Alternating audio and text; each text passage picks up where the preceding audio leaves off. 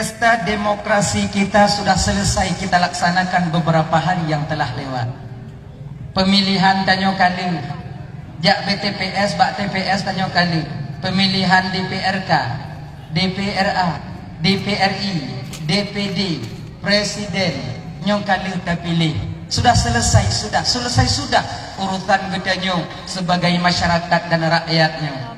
Cuman boleh kita ingat kakak ibu dan tuan Bandung, walaupun pesta demokrasi telah siap, namun tanyo pun kakak bersiap-siap cip untuk dapat tanggung jawab sehingga di hadapan Allah. Ada pun yang kali pernah tajuk peng-peng calik dari ngon-ngon de saudara-saudara tadi. Napa awak nyoke malam nyo? Kalian pertanggungjawabkan itu semua nanti di hadapan Allah Subhanahu wa taala. Ingat. Ingat. Sehari sebelum pemilihan itu berlangsung, serba 35 penuh. Yang belum baca daster, yang belum libuan negeri, yang jak minta tiba-tiba bulan negeri. Pakailah, pakai. Awaknya pakai juga. Kadangnya lah kemaah malamnya, kemaah. Kadang malamnya yang jilbab awaknya belum dah kena.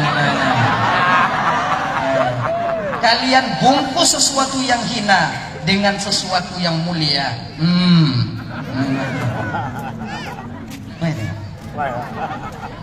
Nah yang cok le, nah yang cok 5 kutu, nah yang cok 6 kutu, nah yang cok 7 tasngok. Pato yang putabao laju. Salah tanyo kakak pakon calek-calek tanyo yang hana lewat kadang-kadang don pikiran awak. Mengkata haya di mata Tuhan. Ya ingat yo, walaupun kalian ketawa sekarang, lo cuma pegah mentok. Lon ingat supaya bek tuwo. Jadi kiban cik tunggu menyokali kamu cok bek kamu bertanggung jawab di akhirat tengok kiban tunggu pulang balik. Kabeh tunggu soyu babe. Minta peng padain pulang kakak, pulang. Anak ya. Anak kullu lahmin nabata min haram fannaru aula bih. Setiap daging yang tumbuh daripada barang yang haram, neraka lebih layak mereka tempati di akhirat nanti. Ya kakak dan tuan ibu-ibu, tanya tada wajah kakak. Tanya tajak tulu, tanya sumayang, tanya tajak majlis taklim. Namun apa gunanya di ketika perut kita isi dengan sesuatu yang diharamkan oleh Allah Subhanahu wa taala. Aneh tanya bak dayah, Pak. Aneh tanya bak pesantren. Sementara kita seorang ayah masih doyan dengan sesuatu yang diharamkan oleh Allah Subhanahu wa taala. Hanya ingat, Pak, bayi bejale. Bayi. Anak peng dino kiban tunggu, jak baca lek mudang le.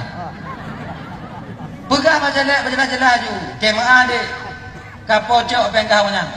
Tapi anak potok kah? Lek ketuh kajong punya kau? Apa mudang? Oh karena peng potong apa bayi? Munyo kata aku ingin nanti dengan utang, mati tanyo kakak, mati tanyo bang. Si golong sempat tak bayar utang sementara tanyo peng golongna, maka Allah nanti yang akan membayar utang kita di ketika sampai di akhirat nanti. Amunan. Manyo pada buka cik kali. Buat kali. Duk hana dilake. Dayak pulang di mata yang kana, ba awai lo.